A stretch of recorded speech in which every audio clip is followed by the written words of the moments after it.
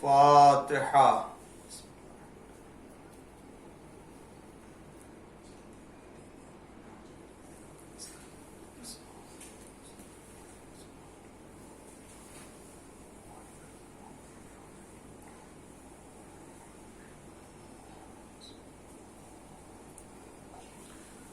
اعوذ باللہ السمیع العلیم من الشیطان الرجیم. بسم اللہ الرحمن الرحیم. الحمد للہ المعروف من غیر رؤیت والخالق من غیر منصبت. خلق الخلائق بقدرته واستعبد الأرباب بعزته وساد العظماء بجوده. والصلاة والسلام والتحية والإكرام على البشير النذير السراج المنير حبیب الہ العالمین ابی القاسم محمد وعلى آلہ الطیبین الطاہرین المعصومین المظلومین المنتخبین المنتجبین الغر المیامین الذين أذهب الله عنهم الرجس وطهرهم تطهيرا.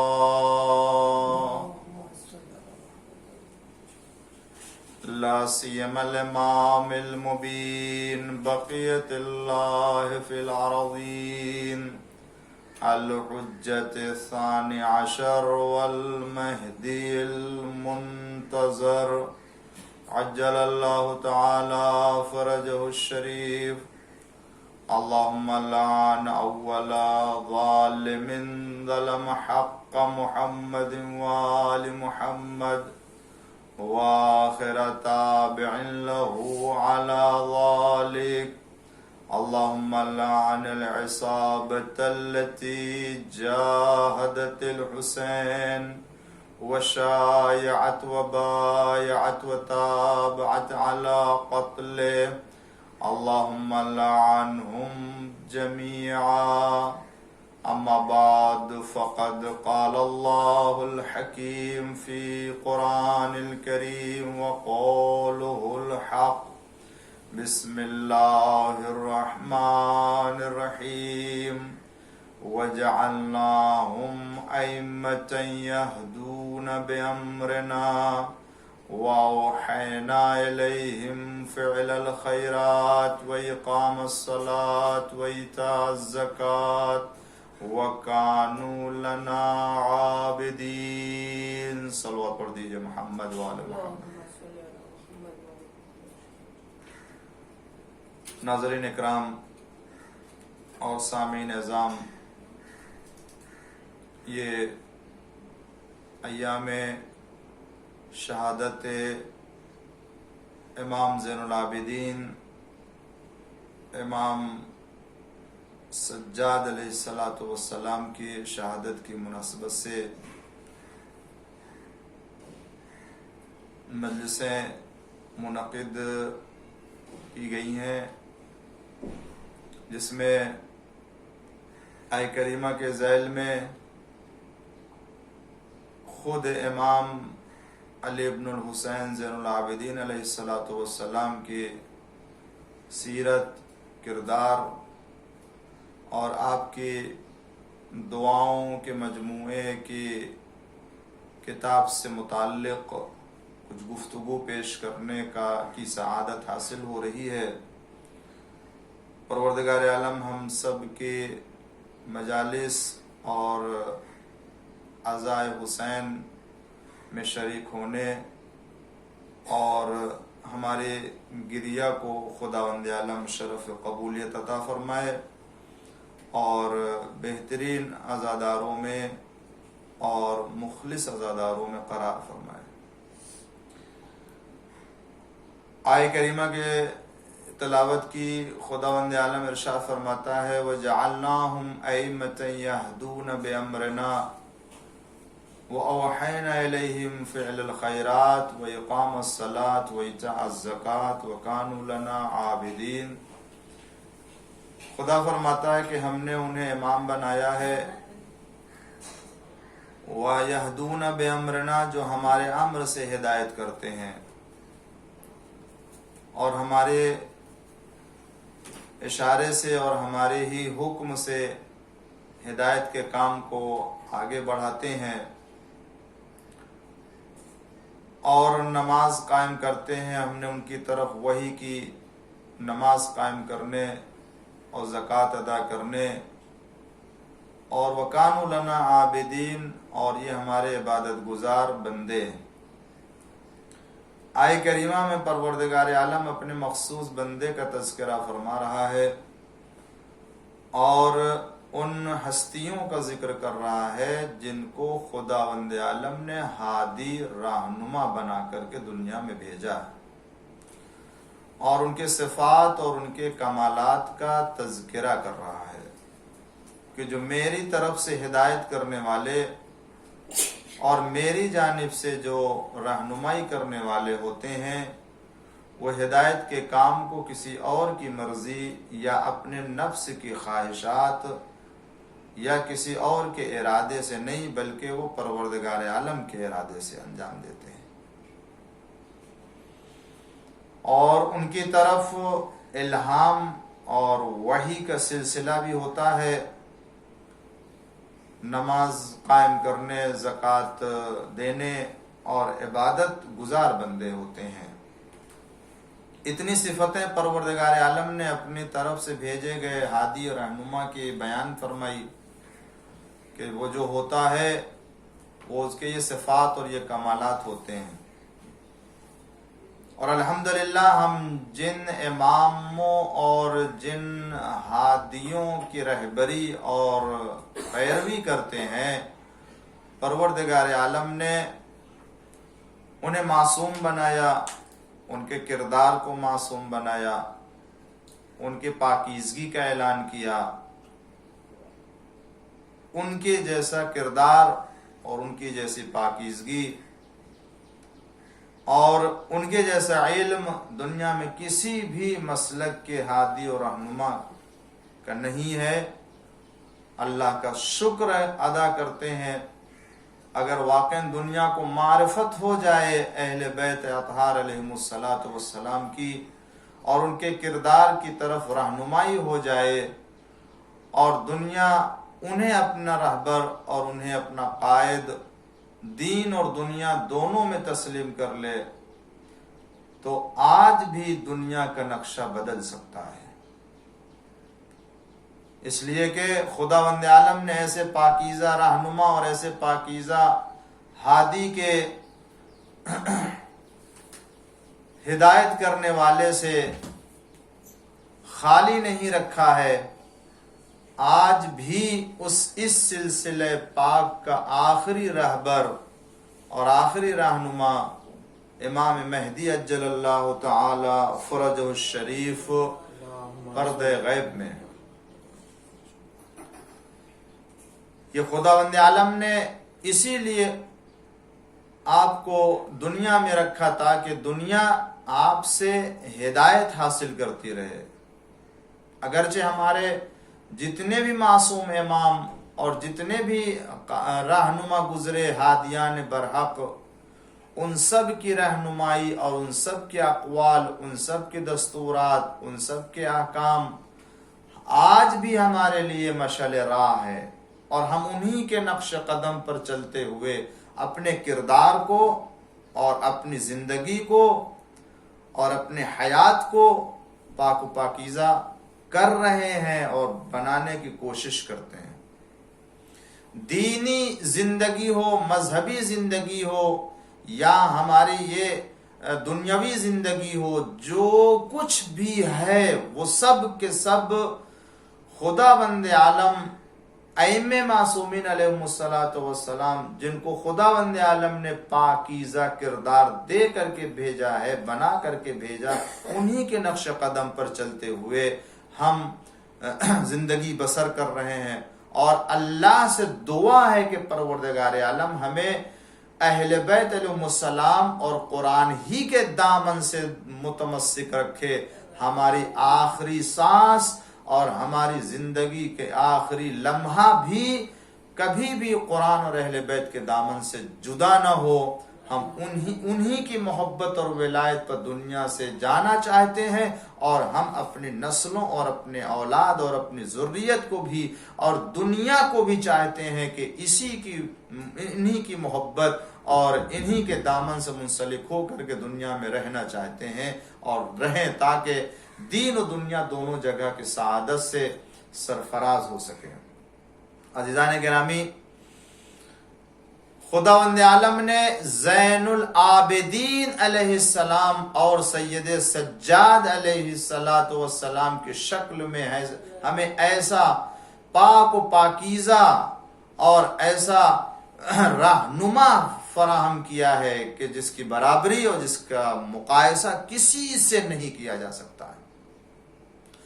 آج دنیا کے دیگر تمام مذاہب اور مسالک کے لوگوں سے اگر دریافت کیا جائے کردار سید سجاد علیہ السلام کے بارے میں، حیات علی ابن الحسین زین العابدین علیہ السلام کے سلسلے میں، تو آپ کو یہ افراد بھی تعریف کرتے ہوئے نظر آئیں گے، اور ایک ایسی شخصیت کے سلسلے میں وہ مدح کرتے ہوئے نظر آتے ہیں کہ جن کے کردار کے مانند دنیا میں کسی کا کردار نہیں پایا جاتا۔ خداوند عالم نے امام زین العابدین علیہ السلام کو امام معصوم بنا کر کے دنیا میں بھیجا۔ آپ کی زندگی اگر دیکھی جائے تو ابتدا سے لے کر کے انتہا تک مصائب اور آلام میں گھری رہی ہے، مگر اس کے باوجود آپ نے ہدایت کے کام کو، رہنمائی کے کام کو، دین کی تعلیمات کو پھیلانے کے عنوان سے کبھی بھی کسی بھی فرصت سے اور کبھی کسی بھی موقع کو ضائع نہیں کیا، اس لیے کہ جو خدا کا ہادی اور خدا کی طرف سے رہنما ہوتا ہے وہ اپنے وظیفے کو انجام دینے کے لیے ہم وقت تیار ہوتا ہے۔ ہر حالات میں، ہر شرائط میں، کسی بھی شکل میں وہ اپنے وظیفے سے نہ غافل ہوتا ہے اور نہ ہی وہ اپنے وظیفے کو انجام دینے میں کوتاہی کرتا ہے۔ واقع کربلا کے بعد امام زین العابدین علیہ السلام کی زندگی دیکھیں، کیونکہ حالات ایسے تھے کہ جن حالات میں لوگ آپ کی طرف جمع نہیں ہو رہے تھے، آپ کے پاس نہیں آ رہے تھے، دنیا نے آپ کی طرف سے رخ موڑ لیا تھا، اور بنی امیہ کے حاکموں نے اور علاقے کے جو حاکم تھے اور جو اس وقت کے ذمہ دار افراد تھے، حکومت بنی امیہ نے خاندان بنی ہاشم کو کربلا میں شہید کرنے کے بعد امام زین العابدین علیہ السلام کی زندگی کو اور زیادہ تنگ کر دیا تھا، اور زیادہ آپ کے لیے مشکلات پیدا کر دی تھی کہ کوئی بھی شیعہ آپ کے پاس آ نہیں سکتا اور نہ کسی بھی طریقے کی کوئی رہنمائی کر سکتے ہیں۔ ایسے حالات میں امام نے اتنا عظیم سرمایہ ہمارے لیے اور آنے والی نسلوں کے لیے، آج 1400 سال کا زمانہ گزر جانے کے باوجود امام علیہ السلام کا اس دور میں، جس دور میں دنیا نے آپ کی طرف سے رخ موڑ لیا تھا اور لوگ آپ کے پاس آتے نہیں تھے، حکومت وقت کا پہرا تھا، آپ کی زندگی پر نظر تھی، وہ کسی طرح کی بھی فعالیت اور ایکشن کے اوپر نگاہ رکھے ہوئے تھے، ایسے حالات میں امام نے ایک ایسا سرمایہ، ایک ایسا ہدایت کا ذریعہ ہمارے لیے فراہم کیا ہے کہ آج بھی اور آنے والی نسلوں کے لیے بھی یہ اتنا عظیم ہدایت کا سرمایہ ہے کہ نہ صرف مسلمان بلکہ غیر مسلمان بھی اگر اس سے ہدایت اور رہنمائی حاصل کرنا چاہے تو وہ حاصل کر سکتے ہیں، اور ان کے لیے بھی وہ فائدہ مند ہے۔ کون سا سرمایہ؟ صحیفہ سجادیہ اور صحیفہ کاملہ کی شکل میں. آپ ذرا اندازہ کریں، یہ صحیفہ کاملہ کی جو دعاؤں کا مجموعہ ہے، صحیفہ کاملہ صحیفہ سجادیہ بھی کہتے ہیں، جسے زبور آل محمد بھی کہتے ہیں، امام علیہ السلام کی ان دعاؤں اور مناجات کا مجموعہ ہے کہ جس میں آپ نے اپنے پروردگار سے گفتگو کی ہے اور لوگوں کی ہدایت کا سامان فراہم کیا ہے. اور یہ اتنی معتبر کتاب، اتنی موثق کتاب، اتنی عظیم کتاب اور اتنی عظیم الشان کتاب ہے کہ آپ اس کی عظمت اور اہمیت کا اسی سے اندازہ کر سکتے ہیں کہ جس وقت ان دعاؤں کو املا کیا گیا ہے، انشاء کیا گیا ہے، اس وقت خود ہمارے اور آپ کے پانچویں امام محمد باقر علیہ السلام موجود تھے، حاضر تھے، اور خود پانچویں امام کے دست مبارک سے صحیفہ کاملہ کی دعاؤں کو لکھا گیا ہے. آپ کے خط مبارک کے ذریعے سے یہ مجموعہ دعاؤں کا وجود میں آیا. اس کے بعد پھر ایک مرتبہ اور چھٹے امام جعفر صادق علیہ السلام کے دست مبارک سے یہ دعا لکھی گئی ہے. ان تمام دعاؤں کو امام علیہ السلام نے اپنے دست مبارک سے لکھا ہے اور اسے آنے والی نسلوں تک منتقل کیا. ہمیشہ معصومین علیہ السلام نے چاہا کہ یہ کتاب دعا کی دنیا تک پہنچے، عالمی کتاب کہی جائے اور لوگوں تک پہنچے، دس بدس سینہ بسینہ منتقل ہوتی رہے. کیوں؟ اس لیے کہ ہدایت کا، رہنمائی کا ایک ایسا سرمایہ ہے کہ جو ہر زمانے میں کام آنے والا ہے. یہ کتاب اگر آپ یوں ضرور دعا کی کتاب کہی جاتی ہے، لیکن اگر ان دعاؤں کے مفاہیم، ان دعاؤں کے مطالب، ان دعاؤں کے حقائق کے اوپر اگر توجہ کریں تو یہ دعا کی کتاب کہی جانے سے پہلے بصیرت کی کتاب کہی جانی چاہیے. کیوں؟ اس لیے کہ دنیا کا کوئی علم ایسا نہیں ہے کہ جس کی طرف امام سجاد علیہ السلام نے کتاب صحیفہ کاملہ میں اشارہ نہ کیا ہو. دنیا کی کوئی حقیقت نہیں ہے جس کی طرف امام علیہ السلام نے اشارہ نہ کیا ہو، چاہے وہ خدا وند عالم کی توحید سے متعلق ہو، خدا کے وجود سے متعلق ہو، خدا کی صفات سے متعلق ہو، اسماء پروردگار سے متعلق ہو، دنیا کے تمام موجودات سے متعلق ہو، کائنات کے تمام مخلوقات سے متعلق ہو، انسان کی خلقت سے متعلق ہو، انسان کی ضرورت سے متعلق ہو، انسانی فطرت سے متعلق ہو، کائنات کی طبیعت سے متعلق ہو، چاہے وہ دریا سے متعلق ہو، درخت سے متعلق ہو، سمندر سے متعلق ہو، فضاؤں سے متعلق ہو، ہوا سے متعلق ہو، انسان کے خواہشات اور انسان کی خلقت کے تقاضوں سے متعلق ہو، کوئی ایسی حقیقت نہیں ہے کہ جس کی طرف امام سجاد علیہ السلام نے صحیفہ کاملہ کی دعاؤں میں نہ پیش کر دیا ہو. اسی لیے اس کتاب کو دعا کی کتاب کہنے سے پہلے اگر کتاب معرفت و بصیرت اگر کہے تو زیادہ بہتر، بلکہ بجا ہوگا، اس لیے کہ یہ کتاب نہ صرف صحیفہ کاملہ بلکہ اسی لیے اس کا نام زبور آل محمد رکھا ہے. ایک صلوات پڑھ دیجئے محمد و آل محمد. پروردگار عالم نے اہل بیت علیہم السلام کی اس ہدایت اور رہنمائی کو ہر دور میں ہر زمانے میں قرار دیا ہے. اور وہ چاہے امام سجاد علیہ السلام کا زمانہ ہو، خواہ وہ امام کے بعد خود امام باقر علیہ السلام کا زمانہ ہو، چاہے وہ امام صادق علیہ السلام کا زمانہ ہو، چاہے یہ زمانہ کہ جس زمانے غیبت میں ہم زندگی بسر کر رہے ہیں اور امام مہدی عجل اللہ تعالی فرجہ الشریف کے غیبت کے زمانے میں ہم زندگی بسر کر رہے ہیں. آج بھی معصومین علیہ السلام کے کلام ہمارے لیے رہنما بلکہ کل بھی قیامت تک کے لیے معصومین علیہ السلام کا کلام، اس لیے کہ یہ کلام وہ کلام ہے کہ جو نورانی کلام کہا جاتا ہے. یہ کلام وہ کلام ہے کہ جو علم بصیرت سے زبان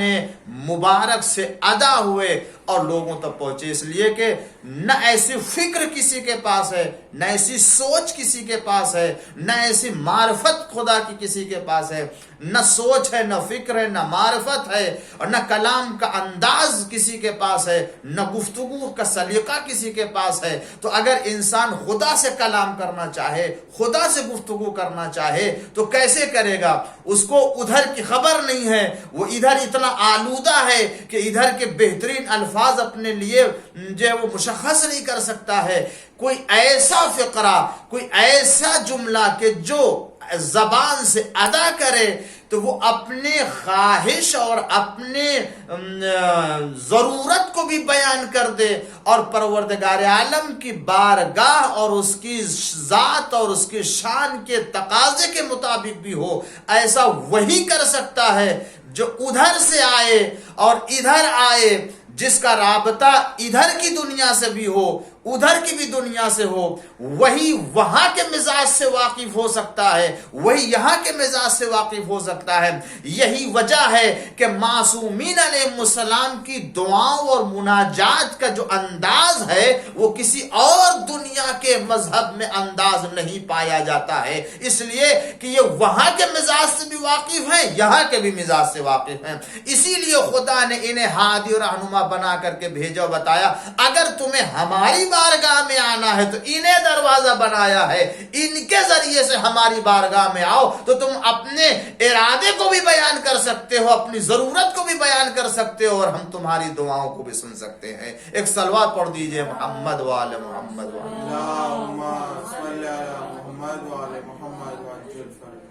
میں نے عرض کیا عزیزان گرامی کہ یہ جو دعاؤں کا مجموعہ ہے یہ صرف اور صرف امام علیہ السلام نے اپنے چاہنے والوں ہی کے لیے تعلیم نہیں فرمائی ہے، اس لیے کہ